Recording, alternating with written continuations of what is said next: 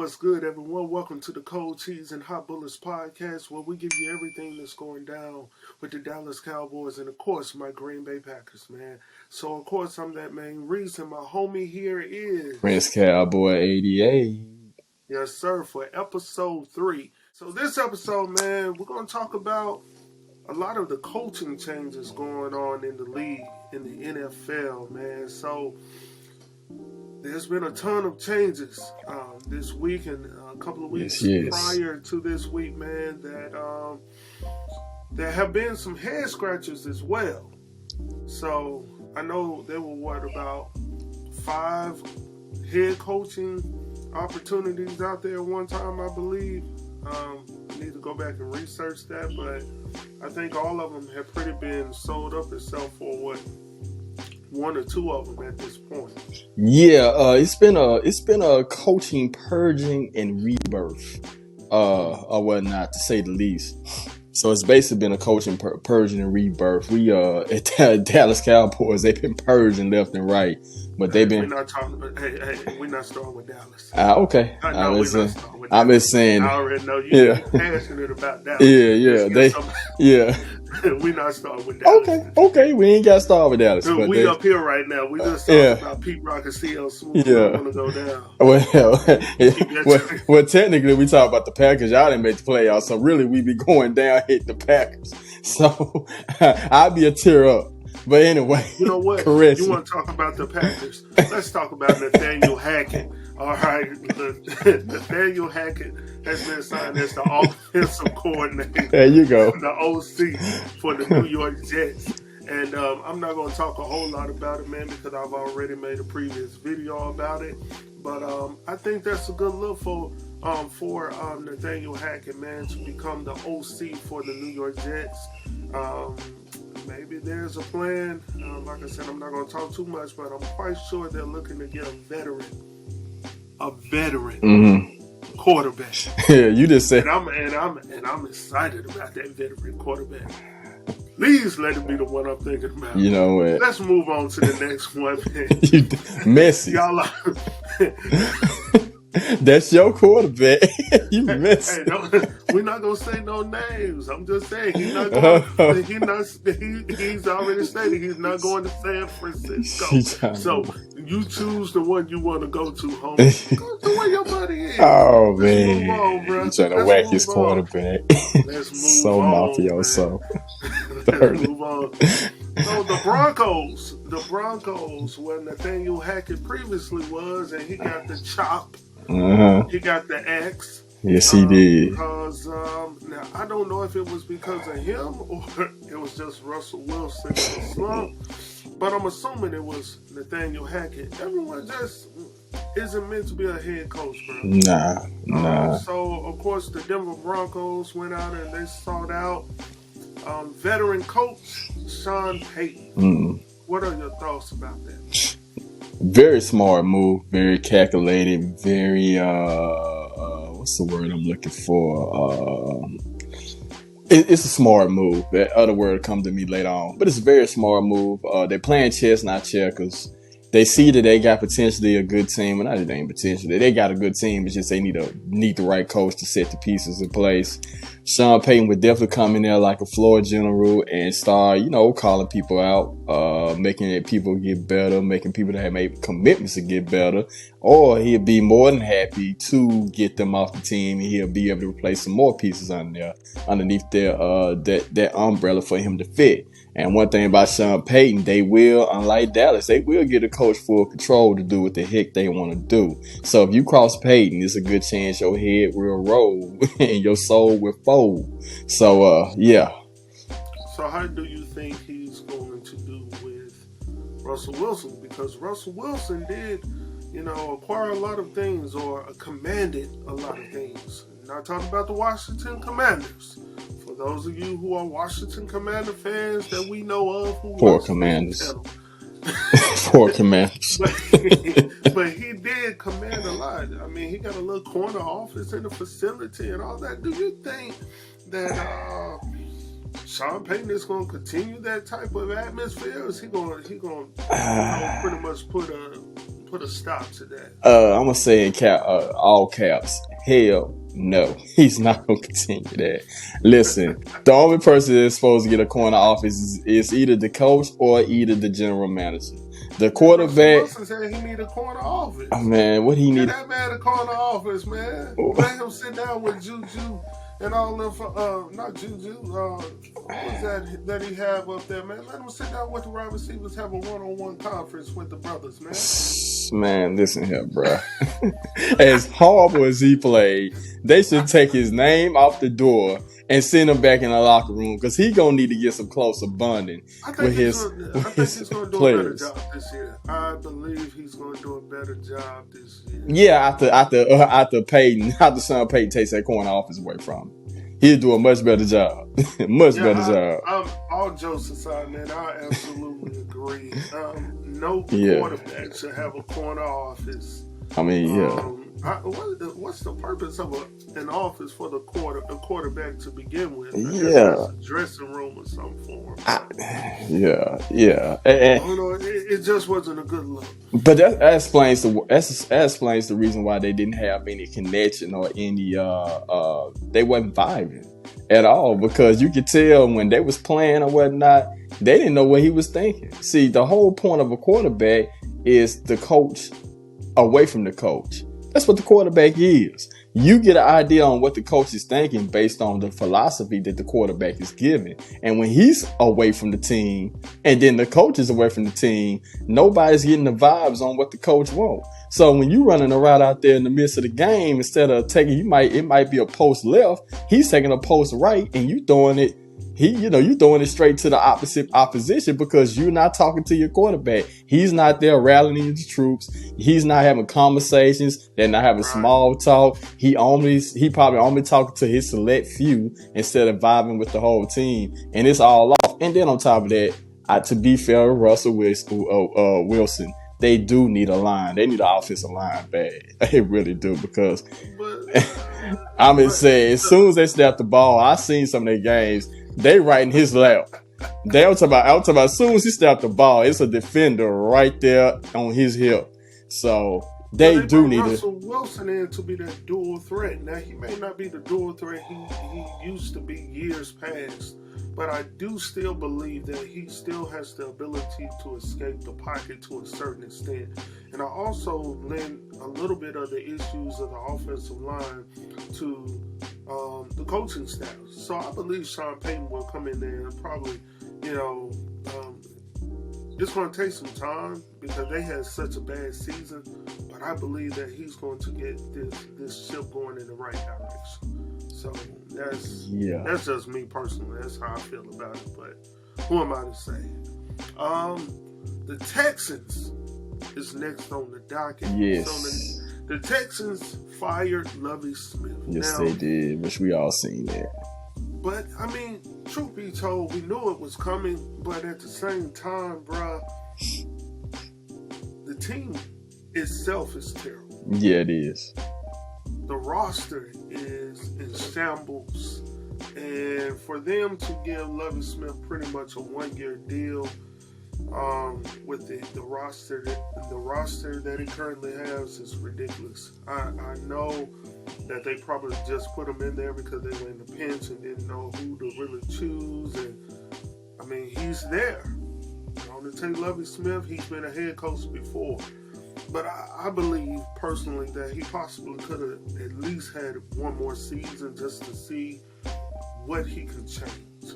Or maybe the owner just looked at it and said, look, we're going to give you a one-year deal, and that's pretty much it. But, of course, they let him go back in the early part of January, and they brought in DeMeco? Yeah, DeMeco Ryans. Yeah.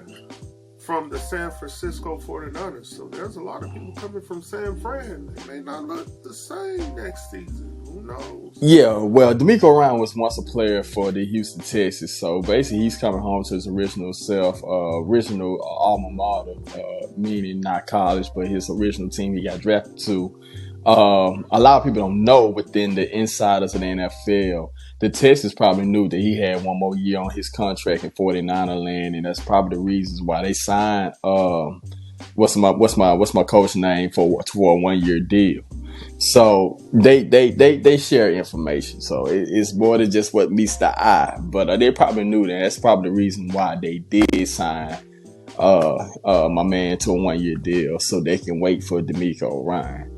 And I think that's probably what the situation is. I don't know for a fact because I'm not an insider, but I'm sure that's probably what happened. Or I feel in my heart of hearts that's what happened, because that's the only way that makes sense. Because who knows that D'Amico Ryan would have been available. So for them to make that 1 year deal, they had to get some information. He had to give them a heads up. Hey, I got 1 more year here, and I apply for the job for y'all on the next off season. Yeah, because he was expected a year ago, right? Yeah. So they just so that answers my question pretty much. They were just essentially waiting on him. Yeah, they were waiting on him. They were waiting on him because they opened him up. More messed up, bro. they did everything but throw him a parade. I'm talking about. Messed up, bro. Listen, I knew it was that situation because the way the owner and the whole front office was right there welcoming in, like they were welcoming him in like he was a newborn baby born into the world, like he was the second coming, like he was Black Jesus. And I ain't never seen these many white folks happy to see a black coach. So they had that plan. They had that plan, bro. I'm talking about God. I'm like, God. I said, who is this? Is he Black Jesus? I'm like, wow. They had wine ready for him. Cheese. You know how white folks had like cheese and crackers. It was real witchy in that mug. I'm like, oh snaps. They knew he was coming. They knew he was going to be released. They had to. I've heard they were very excited about it. Oh yes, they was. They was too excited. Too excited than the NFL usually is when they hire a black coach. Because when they usually hire a black coach, they don't celebrate. They'll shake hands. They might. My bad. They might have the little jersey with his name on it, but usually straight faces, slant smiles. We gonna get rid of him next year. Handshakes. Yeah, handshakes, and that's it. But no, they plan on keeping him for a long time. They really is. They happy. Oh, they were so happy. Gleeful. So that means Shanahan is gonna have to choose from the likes of other people within the organization or outside, because the general manager is the late great Lynch. Used to play for Tampa Bay back in the day. He's very expansive, and he's very eager to go outside the organization and search for new talent and mix it up. So they're gonna be all right. 49ers gonna be all right. Carolina Panthers are next on the docket, man. They brought in a new coach already. What's his name? Frank Reigns. Okay. He came from the Indianapolis Colts. Of course, he came from the Titans division, the AFC South. He got fired for Jeff Saturday, which was crazy hire to me. Insane hire to me. But because Jeff Saturday was a consultant of Frank Reigns. And then he was also the telecaster for, I think, FS1, if I'm not mistaken. But I think they're gonna keep Jeff Saturday, and Frank Reigns is now with the Panthers. And hold on. You think they're gonna keep Jeff Saturday? I don't know. The owner is on some loyal to past players type stuff. Hell, if Peyton Manning was to sign an application, he'd probably be an assistant coach. Maybe you can get Adrian James as running back coach. I might well give me a call, man. I'm open for the interview. I said, if you're going to decide to go with Jeff Saturday, go ahead and give your boy Marshall Faulk be the assistant running back coach. I mean, they already got Reggie Wayne as receiver coach. Hell, just go on put a classic A-Team or DC comic, League of Heroes type of ordeal. So I don't know.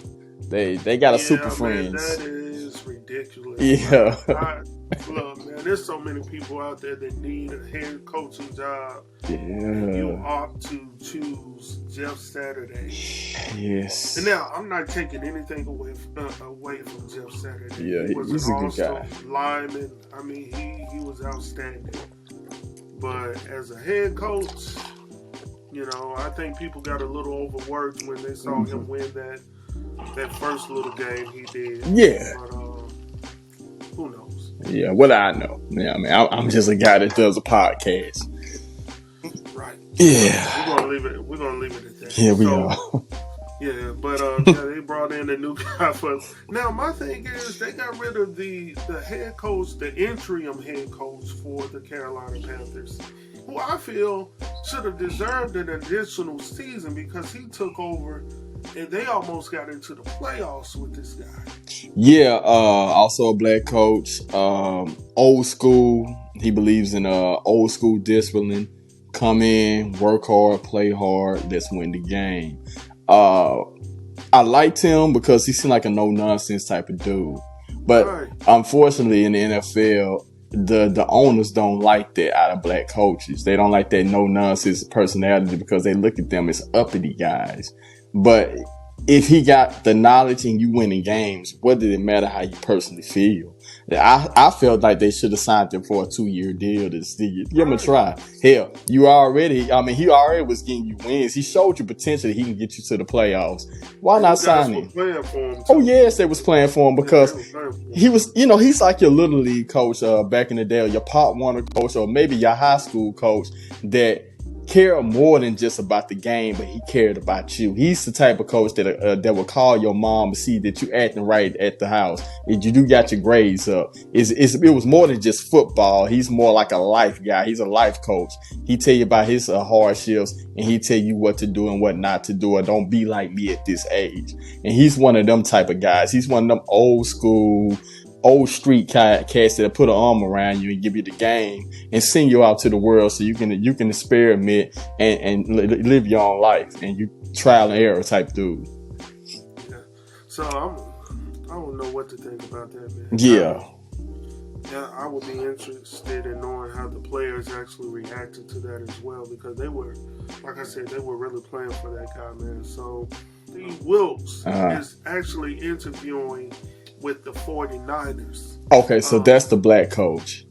Correct. Yeah, okay, Steve Wilkes. So and that was updated about 2 weeks ago. Well, not 2 weeks ago, 2 days ago. Mm-hmm. So he has an interview with him. Obviously, let me see, on Monday. So he's going to be doing for their defensive coordinator. So he's going to take over for the guy that went to the Houston Texans, hopefully. So we'll see what transpires from that. But that has yet to be confirmed as well. So he's gonna try to take D'Amico Ryan's old job. Potentially. Hey, that would be a good look. That would be a good look. But as I said, man, going back to the Colts, I'm still on this, man. Sources are all jokes aside, the sources are pretty much talking about they are looking for a coach. But who knows if Jeff Saturday will remain in that role. But we'll see. It was shot. I know they're currently looking. The notes that the sources said they're currently looking at 20 or more at this time. So, and that was noted about 2 days ago. So,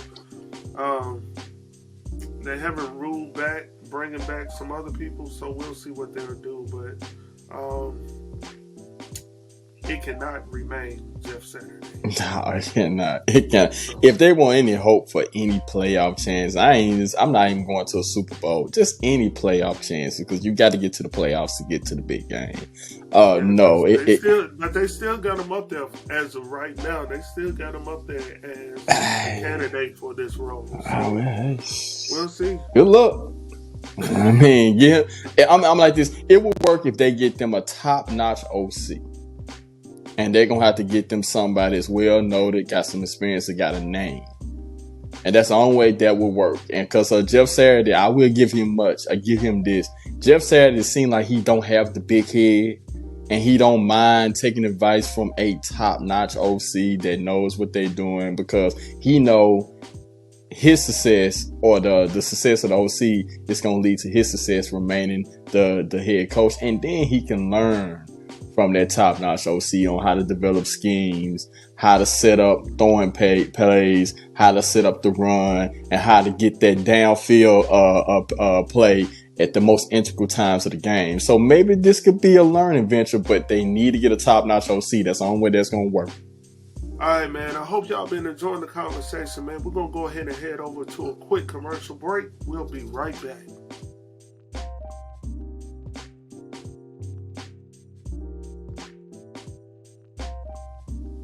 All right, welcome back, people. Welcome to the Cold Cheese and Hot Bullets podcast, man. When we left, we were continuously talking about the coaching changes going on around the league and the NFL. And earlier in the show, my homie here was trying to talk about those daggone Dallas Cowboys. So I'm going to go ahead and give him the floor so he can go ahead and talk about the coaching changes that have transpired thus far. You got it, man. Well, a lot of blood's been spilling in the ghettos of Cowboys. A lot of heads been in the guillotine. But we got two shining lights out of it. The first one, Mike Solari, an O-line coach. Been around ever since he started. In fact, he started his career with the Cowboys in the late 80s with Landry's last 2 seasons there before Jerry Jones brought the team and gave him the axe in 89. Distasteful on how he ended his career by locking him out the stadium, Jerry. Anyway, and some other things he did, but yeah, Coach Solari, humble beginnings, started with the Cowboys. Landry, last 2 seasons, went to the back then they call it the Phoenix Cardinals. Now we know them as Arizona Cardinals. Then he went from the Arizona Cardinals from 90 to the 91 season, and then went to San Francisco for 4 years from 92 to 96, which resulted to 1 Super Bowl ring the same season that they knocked the Cowboys out, and they went in and beat the Chargers, and we would have had 4 in a row. We would have got there that year. But we had to settle for 3. And then he went to Kansas City as an O-line coach from 97 to about 98. Moved laterally, became the offensive coordinator, and he stayed there with Kansas City and stayed there to 05. And then he went to Green Bay with Mike McCarthy, left there. Went to, where he went else? He's been all over the damn place. He went to Seattle. Had a tremendous success there, developing that offensive line, and also was there with Dan Quinn when he was developing the Legion of Boom. He made a legendary instructor tape talking about the passions and all the things he loved about the O-line and giving nuanced plays. And that's what really made him a legend, because that tape been circulating around the league still to this very day. And he went to a few other teams till then, went back to Seattle, and then now he's with us. So the guy's got a long, deep history of O-line coaching and doing nuanced O-line things to make things better. And he's been a part of a lot of successful teams. That's right. He was with San Francisco. I know I was forgetting the team. He was with San Francisco the years that Kaepernick went to the Super Bowl against the Ravens. So he's been successful. He's very well recognized. He is a OG and an O-line whisperer. It's what he's known around the league. So we got a good pick in Mike Solari. Big ups to the Jerry Jones committee and Steven and Mike McCarthy for going out there and snatching them up. So I want to thank Jerry and Steven for allowing Mike to do that. Then we got Brian Schottenheimer. Yes, right. Brian Schottenheimer, the German descended OC guru. So we got Brian Schottenheimer. He's back in the building with us. He's going to be our OC guy, but he's going to be more of an advisor, analyst, because Mike McCarthy's going back to calling plays. So yeah, he will be a part of that team. That's where y'all don't mess up. Hey, it's going to be better than Kellen Moore. But anyway, he's going to be helping organizing the whole program and the role of plays that's coming in the big game on Sunday. Mike McCarthy will go back to calling plays, which I have no problem with that. Hey, if you're going to get fired on your own too, because, hey, Kellen Moore was going to get him out of there next year if he would have stuck around. But, no. I mean, Kellen Moore was pretty good, bro.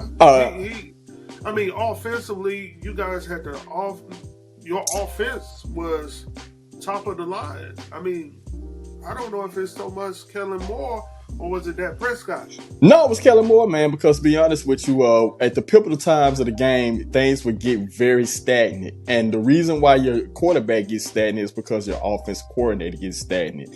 Remember, the quarterback takes plays from the offensive coordinator. The quarterback is only as good as his offensive coordinator. If your coordinator's the offensive coordinator was responsible for the two interceptions from Dak Prescott. The offensive coordinator was responsible for half of Dak's interceptions, and the other half. Yeah. Yes. In that game against San Francisco, bro, he was responsible for the 2 picks that Dak Prescott. Man, you out of your mind. Yes, man. I'm gonna tell you why he's responsible. No, he. I'm gonna tell you why he's responsible. The first pick. Well, the first pick. Kellen Moore was responsible for that pick, and I'm gonna tell you why. Because he knew that play or whatnot, it was a hook route. It was a nice little give and go hook route.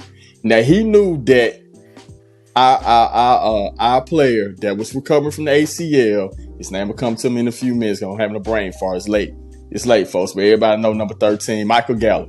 Michael Gallup is recovering from the ACL. The way he designed that play, he's supposed to run and then come back and recover from his ACL leg that he's supposed to push off and then bounce forward. Well, he knew. Whose job is that to see that man is not ready to catch the ball at that time? Dude, when you're going through your progression. Yeah, I mean, obviously Gallup was not in place. Yeah, Why throw the ball? Use your eyes. Yeah, Gallup was not in place, but there was nothing. But there was no more options. That was the main play. But use your legs. He did not use his legs. He should have used his legs, but he didn't have it. Exactly. But in that play, he didn't have the. You're going to defend it in the way you want. In that play, he didn't have the option to use his legs because he would have used his legs. He would have got smacked. Remember, we're dealing with him. Throw it out of bounds. Yeah, he should have did that. But at the end of the day, it's your offensive coordinator to know the strengths and weakness of the receiver and the quarterback that you got here. The problem is, man, we don't have a true West Coast offense. They was running option routes. I understand you going back and forth with this way. I get it. Yeah, I know. But see, that was our problem with San Francisco. That's been our problem for the whole season, bruh.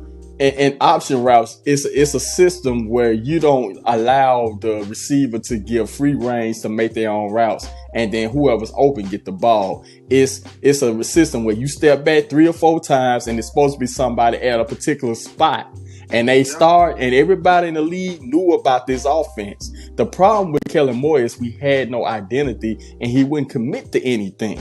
That's one of the reasons, like I said, Via, we lost the game against you, and we also lost the game against the Jaguars because, we can score a lot of points, but if we get ahead and we don't commit to nothing, we still just as vulnerable as if we just ahead by 1 touchdown.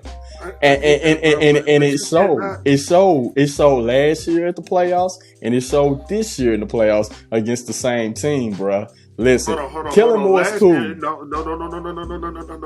We're not gonna put this on Kellen Moore from last season. Oh yes. We're gonna put it on Kellen Moore. When y'all didn't know where the ball was and y'all didn't know to give the ball to the referee. Listen, bruh. Listen, Kellen Moore called that play. And listen, Kellen Moore only ran. That did not have nothing. Listen, Kellen Moore also run that stupid play where you had Zeke in the middle playing center, and he got his ass pancake, and then my man Turbin got pancake. I'm not getting mad. I'm just being honest. That was Kellen Moore. Hey, listen. Kellen Moore was also the guy that ran Tony Pollard, that was running 6.8 a carry 4 times in that game last year. That's all Kellen Moore, bro. I understand that, but I'm talking about when you had time. Kellen Moore was also the guy that didn't use that didn't use my man who was Amari Cooper last year in that playoff game when he was clicking. That's Kellen Moore, bro. I see the aggression come. The aggression is real because I know Kellen Moore. Hey, I know the aggression, man. Hey, man, listen, bro. Listen. Oh man, hey, that was good. It's no aggression. Hey, we got farther than you. We made the playoffs. You the one sitting on the couch. I think we on the couch together. Yeah, we on the couch together now, but we made the big days. I'm laughing at you. I just know what's going on with my offense. And the play calling was hard. Because we got a brand new day coming, and I'm rooting for joy and love, baby. So, like I said before, Nathaniel Hackett, make it happen, baby. Do what you need to do to get that brother, that bad man, as Stephen A. Smith likes to say. Bring him on over. Give him what he needs. Hey, Hey, that might work out. It do might what you work need to out. do. Do what you need to Yeah, do. yeah. But And like I said, you cannot blame Kellen Moore. Listen, you can't blame that man as an offensive coordinator for you not knowing who to give the ball to. That is Mike McCarthy, who did not have you mentally prepared for that game. That is Mike McCarthy, the same guy that stands up there with his arms folded up like this, with a piece of paper rolled up in there with the plays on it. And he didn't tell that man to get down there in time and do what you needed to do to at least allow your offense to have one chance to get into the end zone. yeah. That had nothing to do Well, we got in the end zone one with, time. yeah, but go back to it. Mike McCarthy is sitting up there like this. Listen, Like he don't know what's going on. That's the reason why you talk about Aaron listen. Rodgers. You talk about Aaron Rodgers all day. And Mike you say McCarthy wasn't the he chief should play have caller. more. Kellen Moore was the play Talk. caller. I let you talk, bro. All right. Look. You talk to me, you tell me all the time, you convey, hey, you know, Aaron Rodgers is this, Aaron Rodgers is that. One thing that Aaron Rodgers is, and I can't admit to this, he's a great quarterback. The reason why we do not have the reason why he doesn't have the Super Bowls that he should have is primarily due to, number one, Mike McCarthy. He did not put the weapons around him that he needed to do in a timely manner. Now, I can't give it all to Mike McCarthy because some of it's on Aaron Rodgers, and that's why I stand on it. That's the reason why. And your front office. Yeah, my friend. Well, you know, we had Ted Thompson at one time, and that's sort of like Jerry Jones. We like to build within the draft and build within the organization. We both very similar teams. So I understand that. I get it, but at the same time, there has to come a time where each individual has to take responsibility for what has transpired on the field. Aaron Rodgers has had weapons. When we had Jordan Nelson, we had Greg Jennings, we had Donald Driver, we had all these great guys out there on the field. Like I said before, we had the season where we went 15-1. There was no reason in the world that we should not have gone to the Super Bowl that year. The next time we went to the championship game, the NFC championship game in Seattle, it was, I believe, an onside kick. I'm trying to rejog my memory a little bit. I can't really blame Aaron Rodgers 100% on that, but I can also blame him because he left us within margin for us to get kicked out of the potential to go to the Super Bowl because you didn't do what you needed to do as the quarterback for that squad that year. There's no reason in the world that the Seahawks were able to just kick a field goal, get in field goal range, kick a field goal, and go to the Super Bowl that year. I think that would have been an awesome game for us to actually see Aaron Rodgers at his peak, going up against that then Tom Brady. Because I think that would have been a fantastic game, man. I felt those two games that I mentioned, those two seasons that I mentioned right there, I personally feel those are the main years that he potentially could have went to the Super Bowl and won those years just due to the roster alone. But we would never know what that feels like because he'll be gone this season now. I'm just hoping. Hey, the rumors is either Las Vegas Raiders or the Jets. That's the rumor. I don't think he's going to the Raiders, man. And I said this on the video earlier today. Number one, I know he has a decent relationship with McDaniels over there, Josh McDaniels, but personally, they don't have the cap. That's what I was thinking. Now maybe he could take a pay cut and push that on down the line, and maybe it's in Vegas, so maybe they're gonna take a gamble on it and see what they can do, make it do what it do. But I think Josh McDaniels, coming from the structure that he's coming from with Bill Belichick, he's gonna want to have somebody that's already used to his scheme, to his strategy, and he's gonna use that player to do what he needs to do. But if he was able to get a caliber quarterback such as Aaron Rodgers to work with his, on the field buddy, Devontae Adams. Not talking about off the field, but his on the field buddy, Devontae Adams. It would be outstanding. Another thing is the defense for the Raiders they're horrible. Yeah, they are horrible. So, as we've seen as Packer fans, Aaron Rodgers needs a defense. Yeah. He can't do what he used to do back probably about 5-6 years ago. I know he's saying he could still be an MVP player on the highest caliber. I get that, but that's an individual situation. But you can't do it by yourself anymore. No. You're not running down the field. You're not doing all of that anymore. So let's just keep it a buck, man. I think it's time for him to either, go elsewhere or, he can retire. But I know he doesn't want to retire with Tom Brady. So I don't believe it's going to be a retirement.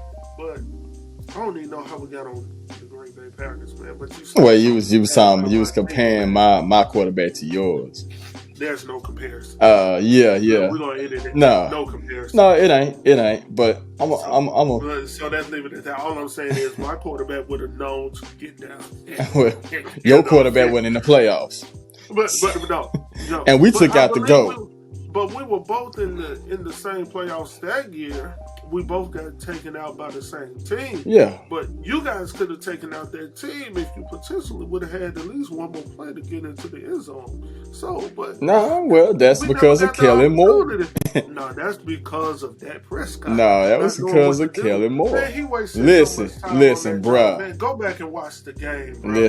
Go back and watch. Listen, you talking about last year or this year? This past year?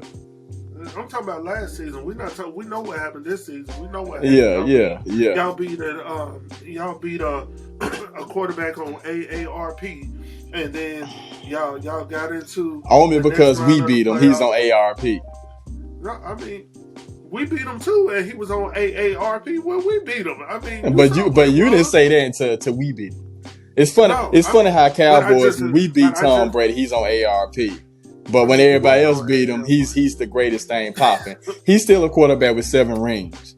Hold on. You know me, homie. Mm-hmm. I ain't never said that he's the greatest thing popping. We're not gonna have that discussion right now on episode. But you talk like everybody else when it comes down to the Cowboys. Let me give you some facts about I don't need no facts about my quarterback and everybody else. Listen. I don't need to know. All I need to know why he didn't get that ball to the line. Hey, listen. Out of the losing quarterbacks this playoffs, my quarterback was the first best out of the losing quarterbacks. Compared to you can put Brock Purdy in it. Compared to Tom Brady, and compared to Brock Purdy, hey, Dak Prescott still shine. This is the same quarterback that pretty much. His interceptions tied Patrick Mahomes' fourth quarter interceptions. Also, Josh Allen, man, Josh Allen looked horrible in his 2 playoff games. The one he won against Miami and the one he lost against Joe Burrow and the boys. So at the end of the day, if